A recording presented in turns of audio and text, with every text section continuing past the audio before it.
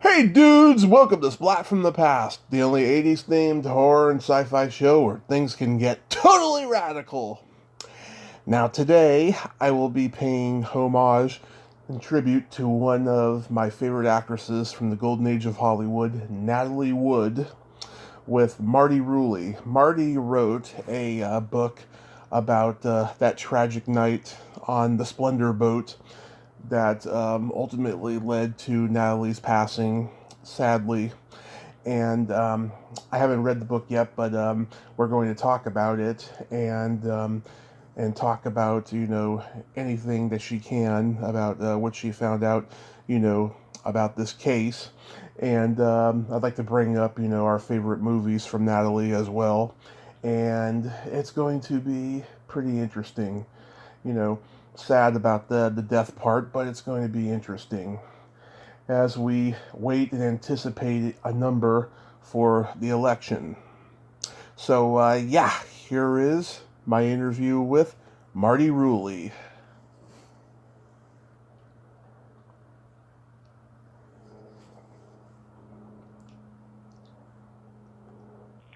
Hello? Hey, Marty, welcome to the show. How are you today? I'm fine, thank you. Yes, this is such a great honor. Thank you for taking the time today. Oh, you're welcome. I'm happy to do it. Awesome. So, with Goodbye Natalie, Goodbye Splendor, I haven't read this book yet, but I've read and owned other books about Natalie over the years, Natalie Wood, A Life, and Natasha, but this one is all about the boat and that tragic night. Yes. Um, what made you research and write this book? Well, I happen to have been a friend of the eyewitness to what led up to Natalie Wood's death. He was the former captain of the Splendour. He had worked for the Wagners Right. for over 7 years, Dennis DeVerne. And Dennis contacted me probably about, a few months after Natalie's death. But about a year later, he couldn't carry the guilt any longer because he had been told to say nothing, to not tell the truth. Robert Wagner had him living at his house on virtual lockdown, and he called me and he wanted to escape. He wanted to leave California. He wanted to come back to his home state of New Jersey where I lived, and he asked me if I would help him, and that's how I became involved. Wow. And this was, close to 40 years ago, right? Yes, this November is the 39th anniversary of Natalie's death, and for decades, her death was the holy grail of Hollywood mysteries, and it's not a mystery anymore. The detectives now know what happened, and I'm very proud of my work toward that end of it, because when Dennis did contact me in the early 1980s and wanted my help, we had thought about doing a book, but that would have been very hard at the time. So when he told me the truth about what really happened to Natalie, I immediately contacted the Los Angeles County Sheriff's Department, but they didn't want to hear anything new. Natalie's case had been closed within 3 days, and her case was closed before she was buried. And the autopsy was botched. You could tell that from the I knew personally, but there were a lot of questions left hanging with Natalie's autopsy. So they didn't want to hear anything. They wouldn't do anything. So then Dennis and we used the media as much as we could. But the media was very afraid of the same story, because Robert Wagner was always threatening lawsuits if anybody talked about it. So many years went by, and I started my own investigation, talking with people, but it took 17 years for Natalie's autopsy to be available to see. And the minute after 17 years I sent for it, I read that autopsy, and I couldn't believe what I was reading, and I know very little about the medical end of things, but I did contact some experts in the field, and I asked them questions. Then I started doing my own forensic tests, because Natalie had been found wearing her socks. And the main explanation for her death had been that she fell off the boat, clung to a float-away dinghy that she had been trying to secure because it was disturbing her sleep. And while she tried to mount the dinghy, she acquired so many bruises on her body. She had over 24 bruises on her body. Wow. But yet, she was found wearing socks. I got into the ocean with every type of... Natalie was wearing wool socks. That's basically what I tested. But I tested other types of socks, too. They come off your feet within 30 seconds with the slightest movement.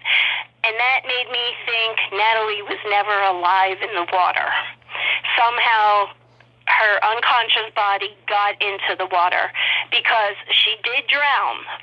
But it wasn't your typical type of drowning. There were many bruises. There were all kinds of things about her autopsy. And the coroner, Noguchi, back then said that it was her red down jacket that weighed her down in the water. I wore a red down jacket in water and in the ocean. It's what you would want on your body if you were ever, fell into water. If you're wearing a down coat, it floats you better than a life jacket would. Ducks float. They don't. Geese, they float. They don't sink. So it was that red down jacket Natalie was wearing that actually helped for her body to be found.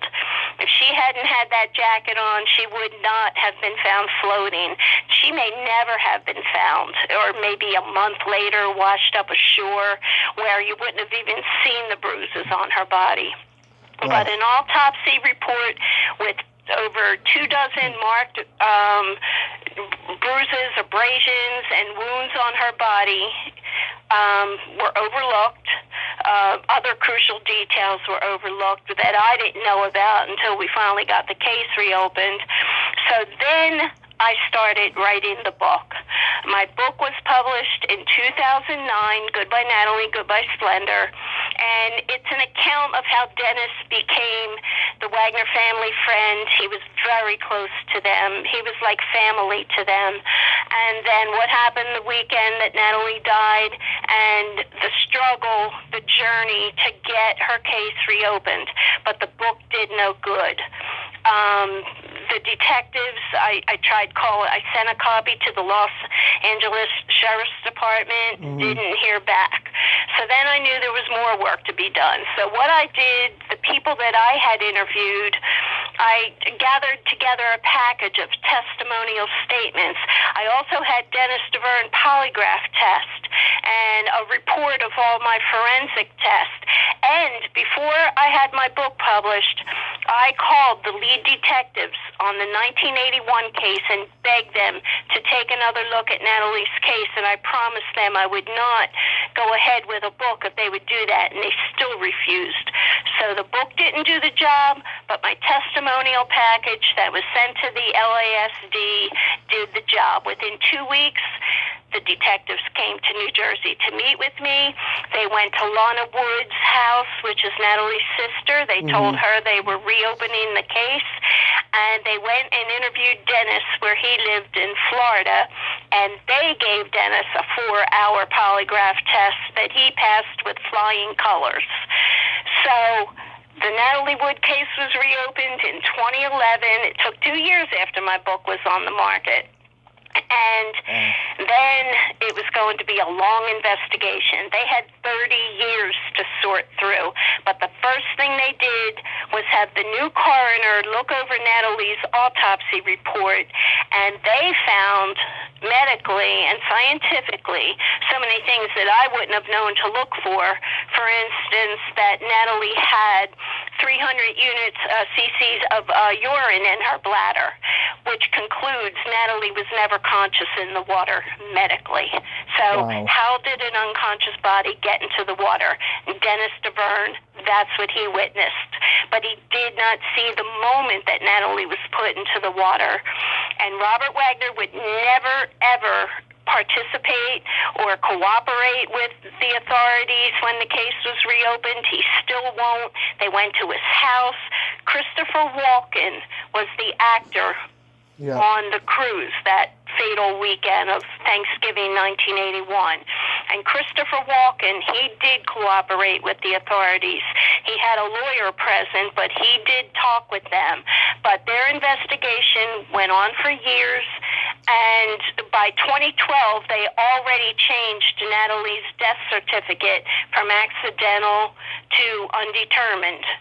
And it took until 2018 for them to finally name her husband, Robert Wagner, the only person of interest in Natalie Wood's death.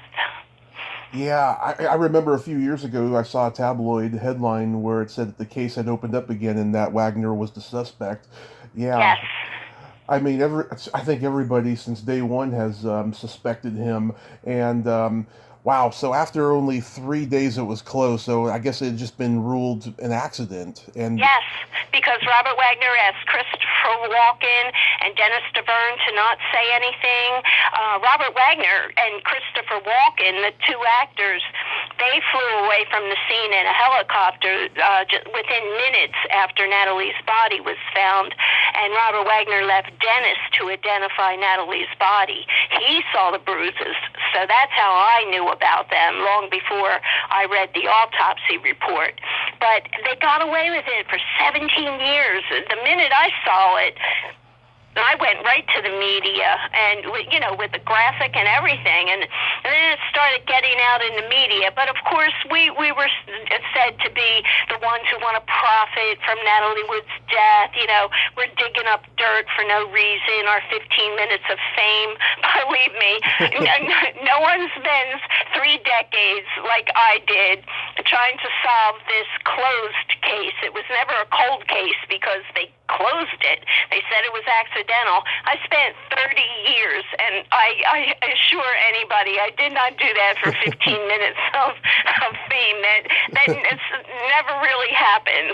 So, I did it for the right reasons. I wanted the truth attached to Natalie's legacy. I was always a fan of hers ever since I was 10 years old. Who would have ever thought, I would grow up and write the definitive, story of how she really died. But that's what happened in my life.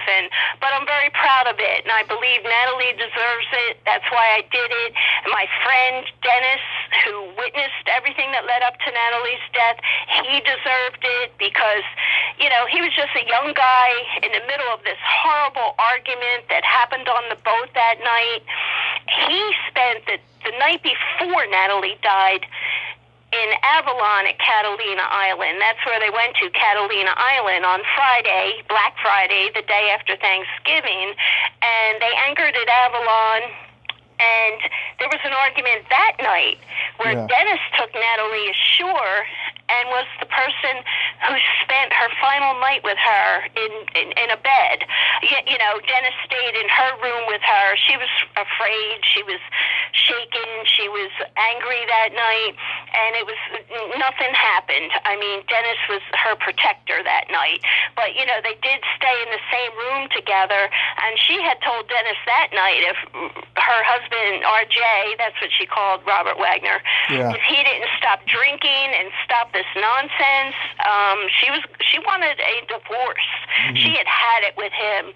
But Saturday morning, she was going to fly off the island, but she couldn't get in touch with her sister Lana. So she told Dennis, we're going to go back to the boat. They went back to the boat. Everything seemed okay. Robert Wagner, he was had a hangover, but, he apologized. So they went to the less populated area of the island, 2 harbors at the Isthmus. Now, the reason they had fought the night before was because on Friday night of the cruise, around 10:30 at night, Robert Wagner wanted to cruise. It was raining, the water was choppy, and he wanted to take this 60-foot yacht across the island to two harbors and wake up there the next day. And Natalie said no, and even Dennis said we shouldn't move the boat at this time of night. You know, it was pitch black out and raining, and so Natalie said, if you're going to move the boat, I'm going off the island. But they did go to two harbors Saturday afternoon, and then the party of four went to dinner at Doug's Harbor Reef, the only restaurant at that part of the island. And then they got back to the boat probably around 10 o'clock. And then just in the middle of a conversation Natalie was having with Christopher Walken, Robert Wagner grabbed the open wine bottle, smashed it on the table, and accused Christopher Walken of wanting to have sex with Natalie. Yeah. Natalie was mortified, just mortified that he would do this. They always had their co-stars on board. And Chris and Natalie had just been filming Brainstorm in North Carolina and just had a couple scenes to finish the next week at the studios in Hollywood. So that's why Christopher Walken had no family and was there, you know, for the Thanksgiving weekend. So Natalie invited him aboard the boat. And that was it. Natalie went to her stateroom. Christopher Walken went to his cabin, which was far forward, and Natalie's stateroom is near the rear deck. Robert Wagner went to her room, and that's when the fighting started. It broke out to the rear deck. Dennis was on the bridge, heard everything, and then there was silence. And that's when Dennis went down to the deck, and Robert Wagner told him Natalie was gone, and that the dinghy was also gone. And Dennis knew Natalie had never taken that dinghy out by herself. Dennis knew something was up, but he remembered the night before where Natalie had asked him to take her ashore. So Robert Wagner said, check the boat. Dennis checked the entire boat. Natalie's not there. He wanted to turn on the searchlight. Robert Wagner said no. He wanted to wait. He didn't want bad publicity. And they waited over 4 hours to call for help for Natalie. Lost at sea, this woman who was deathly afraid of water that everyone knew about. She had just told the New York Times a week before her death how deathly afraid of water she was. And that's where they found her floating face down. It's just so mind-boggling to me over the fact that, you know, during Brainstorm, she's allegedly, having a romance with Walken, and Wagner, is pissed off and angry about, whatever's going on between these two, but yet they both leave the scene when her body is found. That's just so strange, I feel. It's strange, but it was really so much less innocent than, stories take on legs of their own after it happens. Natalie was on location with Chris Walken in North Carolina, or was it Georgia? I'm not that I always. I think it was Carolina. Yeah, it was North Carolina. Yeah. That's right, because near Kitty Hawk. So the thing is, Natalie every night called her daughters. Robert Wagner paid her surprise visits. She was never doing anything wrong. That wasn't her style. It was a time in her life she just wanted to get her career back on board, and there were a lot of Academy Award winners in that movie. It's really an excellent movie. It never really received. It was underrated, and it's a shame because it was one of her best performances, and it didn't come out for years after her death. Yeah. But when they got back to California, the thing was Natalie and RJ always invited their co-stars on board. When Sir Laurence Olivier, he was on board when Natalie worked with him. Sean Connery, who just recently passed away, he was on board. Sidney Poitier, David Niven, Fred Astaire, they had these mega guests on board all the time, and their friends, and even people, managers of their favorite restaurants. They always had their their colleagues, acquaintances, and friends on board. And so Natalie didn't think anything. I mean, if she was having an affair with Christopher Walken, why would she invite him on board the boat with her husband? You know, that doesn't make sense either. If you really want to think about something that makes sense and what doesn't. And it just wasn't her style. She was a very decent, kind person. And, you know, motherhood meant the world to her. Not having an affair and flaunting it in front of her husband, that just wasn't Natalie's style. And Dennis knew her well. And Dennis never for a moment suspected that Natalie and Chris were anything but co-workers, and she was entertaining him aboard that cruise. And that's the way it was. But Robert Wagner, he was jealous because he was probably more jealous. He's such an egomaniac. He's such a sociopathic mind. He was probably more jealous that Christopher Walken was an Oscar winner by that time for The Deer Hunter than he was of his wife having an affair with him. He just he was a TV star. You know, he tried to make it in the movies. It didn't pan out. Mm-hmm. But he had a very popular TV show, but he was upset and jealous, raging mad that Natalie invited a co-star on board the boat. And it ended up with her dead. It's your classic husband-wife whodunit. You know, the classic story of who to look at first. But they wrapped it up in 3 days, and Wagner went on with his proclaimed charmed life. And, you know, they had one daughter together, Courtney, and then Natalie had a daughter, Natasha, that Robert Wagner became the stepfather of. Mm-hmm. And then Jay also had a daughter, Katie, from their marriages in between, when they were married twice, Natalie and RJ. Yeah. In between, they married someone else and each had a daughter. But now the daughters, you know, they have come out publicly just this past year, and they're trying to dust him off. But it's out there. He's the number one person of interest in Natalie Wood's death, and that's from the Los Angeles County Sheriff's Department, not just from me. Yeah, it is just mind-boggling. And I'm just playing devil's advocate here, but is it possible that if one of these two guys, pushed her in, that they don't remember it? No, absolutely not. Dennis saw everything up until the minute Natalie was in the water, and the only person with her was Robert Wagner, her husband. Not only that, after the case was reopened, other witnesses from other boats came forward. They had always been afraid to say anything. There were a lot of people getting threats after Natalie's death, Dennis included. But one witness had come forward and received threats way back in 1981. So everyone remained quiet about it. They just let it go. They figured, well, maybe they had it figured out, you know. But other witnesses came forward, saw the exact same fight and argument on the rear deck that Dennis saw from the bridge. And their story completely corroborates Dennis DeVern's. Robert Wagner was with Natalie at the open swim step door when she went into the water. Wow. And I can imagine, too, Dennis probably suffered from PTSD for years after this. He suffered from, I would say, anguish. You know, he was very close with Natalie, and he never forgot what happened. You don't forget something like that, especially when you're the one who ends up identifying the body.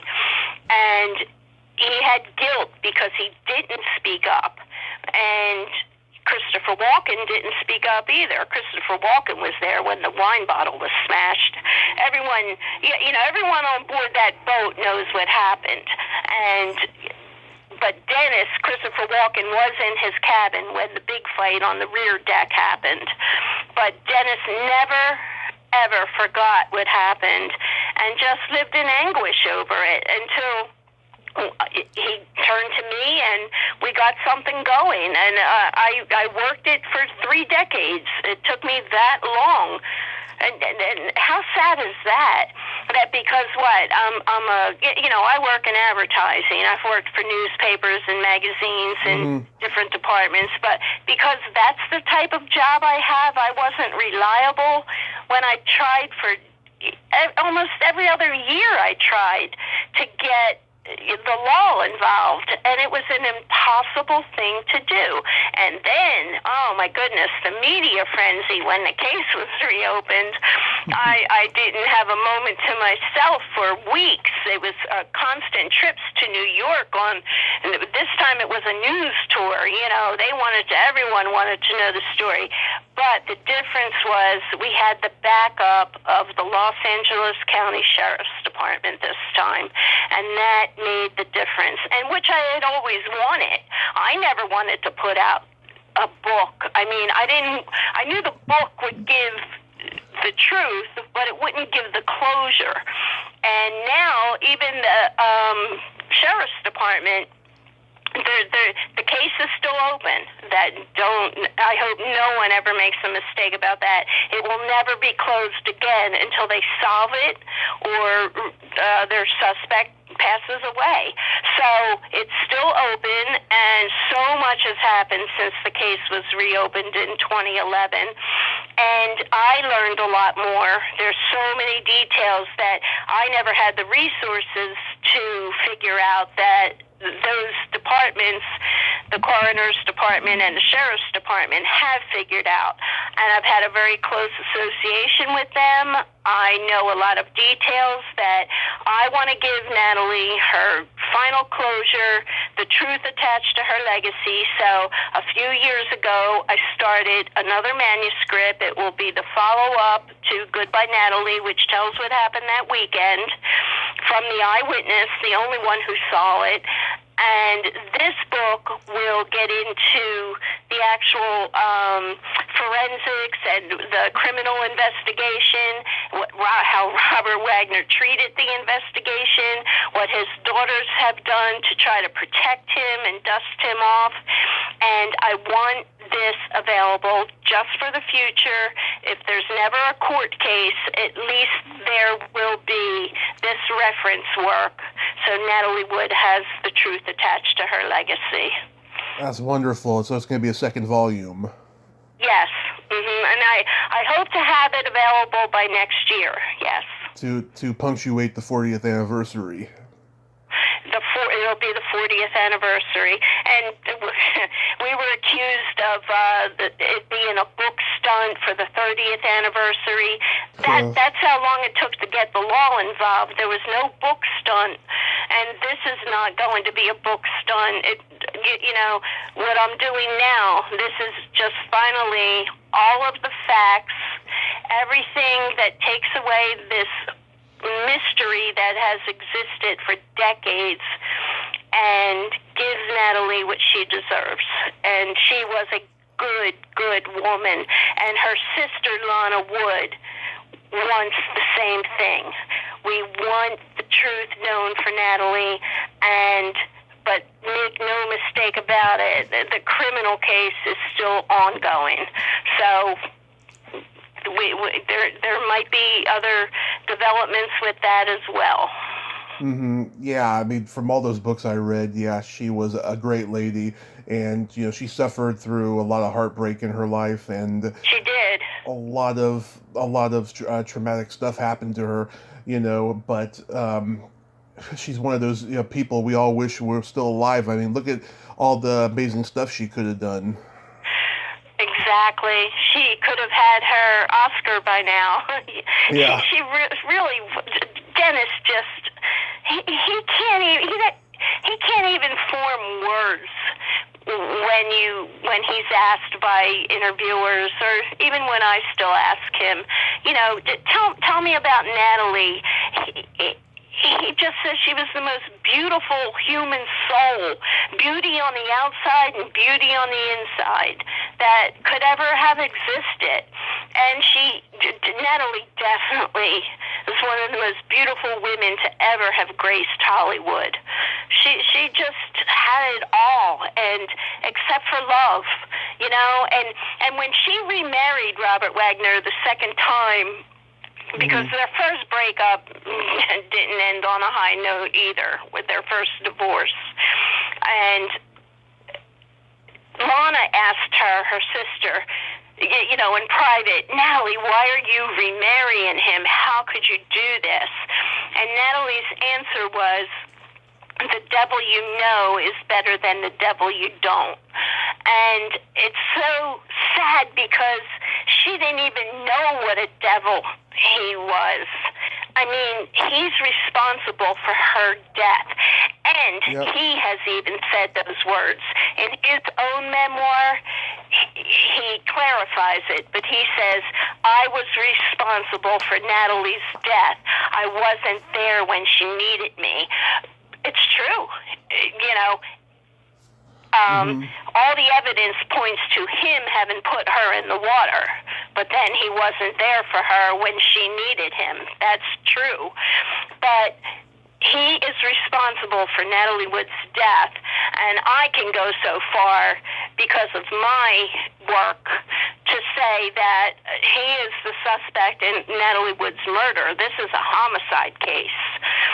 So, I mean, Natalie did not know the depths of the devil that she remarried. Yeah. It's one of your classic cases, jealousy, rage, and why did he want to go to that remote part of the island on Friday night of the cruise? Was it planned? It's a case. And the circumstantial evidence, the medical evidence, the scientific evidence, it all comes together. But he is a celebrity. Yeah. You have to be, the law has to be so careful with celebrities, but no one is above the law. And exactly. This case belongs in a courtroom. Exactly. Oh my God. And she got plenty of love as Natalie Wood, but she didn't get any love as Natalia Zakharenko. No. She was a child worker. That girl worked hard. She supported that family, basically. She really did. And then she supported everybody throughout her entire life, financially, emotionally. Natalie gave her all. She was the type of woman who gave her all. And when she died, I mean, the world stopped. I mean, she was loved around the world. When the case was reopened, I have 5 phones in my household, including a fax, 2 cells, 3 landlines, and every single one started ringing. Plus my email filled up, hundreds of emails. Japan was calling, Australia was calling, France was calling. France came to visit me. It was insane. And just to be able to talk with someone who knew something, and same happened with Dennis. His phones blew up. Everyone wanted to know. They had waited decades but when she died, it was a quiet day across the world. The world mourned for her. It was one of Hollywood's most, touching times. Everyone there grieved for Natalie Wood. She was so well known, and yet he buried her memory. And now, after the case is reopened 30 years later, he and his daughters, they want to bring the memory of Natalie back. And that's to sell a perfume they came out with, a coffee table book with photos, which is very nice. And they have every right to do that. They are family members. I'm not saying that. But they are the ones who accuse us of profiting. And they waited 30 years when Natalie's money starts to subside, then they're out there making a profit. Dennis and I still have our day jobs. Yeah. Yeah, and I don't mean that as in any way comical, but believe me, we are regular members of society. We work every day. I'm happy. I have no complaints about my life. I'm not saying that, but my purpose was never to do anything but to give Natalie the truth and justice that she deserves. Yeah, you wrote this book. You do interviews for it. Yes. You're not living the celebrity lifestyle, or anything like that. I mean, you've really provided a wonderful service. I'm proud of it. I'm proud that this story would have just gone on forever as it was. Poor Natalie drowned in the ocean. She feared her entire life. That's not what happened. Natalie was the victim of a crazy husband. Yeah. So, what are your favorite Natalie Wood movies? I love Brainstorm, one of her final ones, but of Yep. course, Splendour in the Grass, West Side Story. Oh, she's done some work. Rebel Without a Cause, This Property is Condemned. I love them all. But it was Gypsy. When I was 10 years old and my two young teenage friends, they were teasing my hair and putting makeup on me because you had to be 12 years old to get into the movie theater. And they wanted to get me in. And I was 10 years old, got in as a 12 or 13-year-old after the makeup and everything. And I sat there mesmerized watching this movie. In my mind, it's the day that I grew up. You see, back then, Gypsy was a very risque film. Yeah, the films they make today, it's completely different, But back then, Gypsy was pretty risque. Then you had to be, a teenager to get in. And I was just mesmerized by Natalie Wood. I never thought in my life I'd see a more beautiful woman. I don't think I have. And I just loved Natalie Wood from that day forward. And then, when I became a teenager, that's when I met Dennis DeVerne. And ironically, the night we met, we were on a beach in Florida, spring break, and a bottle of wine and a campfire. But, we became instant friends. And he said to me that night, one day you and I are going to do something big together. I mean, we were just two kids, and who would have thought? And then back in New Jersey, our home state, Dennis and I became even closer, became a family friend with all his family members. I married his best friend at that time. We're divorced since, but Dennis went from Florida to California on a boat that he worked on, and that's the boat that Robert Wagner and Natalie Wood bought. And they hired Dennis, and he was their boat caretaker for close to 8 years. Wow. And I'll be darned, he called me when Natalie died, and we ended up doing something big together. Wow. Yeah, Brainstorm was my first Natalie movie I ever saw, and I think it's a great performance, too. That ending just makes me cry. I mean, I know that they had to, reconstruct it because Natalie didn't film the rest of her scenes, right? But it's a great ending for what it is. For the timing, the ending is incredible. And she is missed. She's very much missed. I never knew her, and I miss her. Her sister Lana cries almost every day to this day. That's how much Natalie is missed. Yeah. I also love Miracle on 34th Street, yes. I actually like that more than It's a Wonderful Life. Like every Christmas, I always... Miracle on 34th Street, they tried to do a remake. It doesn't even compare. No. And that's how many generations forever are going to see Natalie Wood as little Susie Walker in Miracle on 34th Street. She's classic. She is a Hollywood great, something Robert Wagner always wanted to be and never will be. He's known as the number one suspect who killed his wife. Yes. Yeah, I followed the girl who played Susie in the remake. Oh my God, she's gone off her rocker politically and socially on Twitter. Oh, really? Yeah. Yeah, and Natalie has, Natalie will just be always Natalie Wood. Yeah. A Rebel Without a Cause, I love, of course. That's one of my favorite movies of all time. And yeah, with James Dean. That's, she played with the big ones. She was something. Did you know that they just remade West Side Story? Yes, I know. And I wish the new Maria all the luck in the world with the part. They say she's wonderful. But again, you're not going to steal that from Natalie Wood.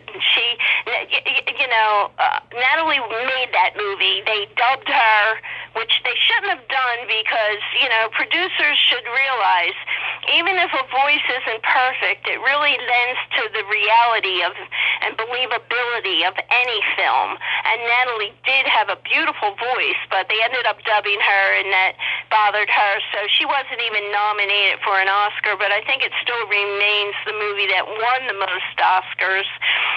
But without Natalie was the star of that movie. She's still Maria, the draw of the entire thing. And no remake of anything Natalie did will ever compare, in my opinion. That's just my opinion, but I'm sure other people feel the same way. She has still, to this day, so many diehard fans. They have groups of Natalie on Facebook and all kinds of, on social media, everywhere. Natalie Wood is still as popular today as she was, before she died. Yeah, she's on that same list with Elvis and Montgomery Clift, all those greats who died young. Yep, she truly is. I love her next to last movie, The Last Married Couple in America. Did you ever see that? Oh, fantastic. With George Segal. Yes. Now, that was her co-star. He was on the boat all of the time. All of the time. Yeah. He's great. He's a real personable kind of guy, and Dennis loved him. They got along great. Dennis even started going to a restaurant, I don't know if it's still there, called the Red Onion, where George would play his banjo on some nights, on Sunday nights, I think it was, and Dennis would go and watch George Segal play his banjo. 4 years ago, I go out to L.A. for the first time since 1991, over 25 years. I was a little kid the last time I was in L.A. I wanted to go to that burger place they go to in the movie, Original Tommy's, and it's not like it was, it's not like, a drive-in where they come and, bring you the food, but the food was awful. I was like, oh my God, this place has been desecrated. That's something you look forward to, and it turns out to be awful. That's Yeah. And I also love in the movie how Natalie swears too. Yeah. She was a box office draw. If it said Natalie Wood up on the marquee, you knew you were going to make money from it. I mean, she had some movies that she wouldn't recommend to others. She had movies that she wished she hadn't done. But back then, when you worked for the studios, you had so many you had to do each year before you could go off on your own and pick and choose. But in her older years, she died at 43, but, at that time around her death, Natalie was purchasing books that she wanted to produce. She was picking movies that she wanted to be in. And Robert Wagner, she left everything to him. So some of the things that she had purchased and wanted to produce, Robert Wagner ended up producing. There was one called There Is a Pony, I think it was called, and he starred in it with Elizabeth Taylor. And it's just so sad. This woman was robbed of life. She was young when she died, and she was robbed of life. Yes, she was. Oh, God, that's awful.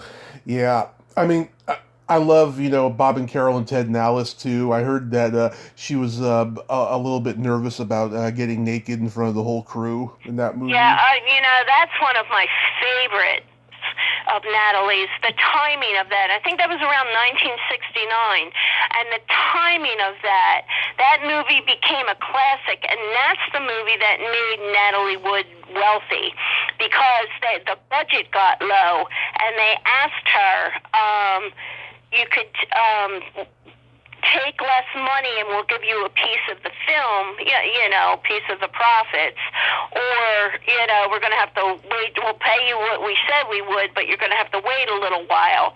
So she took the cut so that they could finish the movie, but she got a piece of the film, and it was a box office smash. Mm-hmm. And forever, years after, the profit from Bob and Carol, Ted and Alice poured in, and Natalie became very wealthy because of that. And she was smart. She knew how to make investments. She bought real estate. She knew how to invest her money. She saved her money. And she paid off Robert Wagner's debts, all of his debts and alimony that he owed before they remarried. She really took care of people. She helped him so much. And to hear him talk, it was, him. No, it was Natalie. And, but yeah, that movie was just fantastic with Elliot Gould and Robert Culp and Diane Cannon. Diane Cannon. She was a good friend of Natalie's. Yeah, it seems like she'd like to do movies that had commentaries about the sexual revolution, like Sex and the Single Man, which Henry Fonda hated. He hated being associated with that movie. It was a good movie. It really was. And Natalie actually took people, females, through the sexual revolution. We all grew up with Natalie, and she was always on the forefront. She had a very progressive mind. She was very intelligent, an avid reader, just a really all-around good person. And it's just, to this day, it bothers me what happened to her. It's so much so that, I dedicate a good portion of my life to that story only. That story means so much to me. Yeah. Do you like The Great Race? Yes, that was good. Natalie loved it. She said that movie was a lot of fun to make. And, I'm friends with Natalie's hairdresser, Ginger, who made Natalie famous for that curl. And Ginger did all of Natalie's hairstyles for that movie. And so many people, and Ginger, now she's getting up in age, but Natalie had spoken to her, too, about leaving Robert Wagner if he didn't stop drinking. So there's still people here today who knew what was going on, and have their stories to tell. And so Natalie did a lot. I think she did about 47 films, in her short life. That's more than one film per year of her entire life. Yeah, and so many of those are great, and a couple of them are stinkers, but they're mostly great. Just recently we lost Mark Crawley, who was one of Natalie's best friends. Did you get to? Yeah, he was her secretary at one time. There's another person Natalie helped, and I did see him in an interview after Boys in the Bands made it to Broadway a couple of years ago, and it won some awards. But if not for Natalie, that play would never have been written, because Natalie paid his rent the entire time so he could finish that play, that book. Yeah, well, it was a play back in the day, too. And so that's how generous she was to her friends. And he mentions Natalie, but he should give her a lot more credit than he did, And he kind of went in Robert Wagner's corner after Natalie died. A lot of her friends did. I know people have to survive. I understand that. But nobody spoke up for Natalie. No one. No one in her family, none of her friends, except for Lana Wood. Lana Wood always questioned what happened to her sister. But Natalie's mother, right there with RJ, don't you dare accuse him. Natalie's older sister, right there with RJ. And it's a shame. There was only Dennis. It was Dennis against the world with what really happened. And then it became Dennis and I against the world, with what really happened. But we made our progress. It took a long time, but we did it. Mm-hmm. Did you ever get to meet her mother? No, I met Lana. Lana is the only one that I've met. Natalie's mother passed probably, I think, about 10 years ago now, maybe a little more than that. Yeah, she lived a long time. Yeah. Wow. Well, Marty, I thank you so much for coming on today, and I thank you for your interest, and I love people interested, still being and interested in Natalie Wood. I love that Natalie has that, so I really thank you for having me.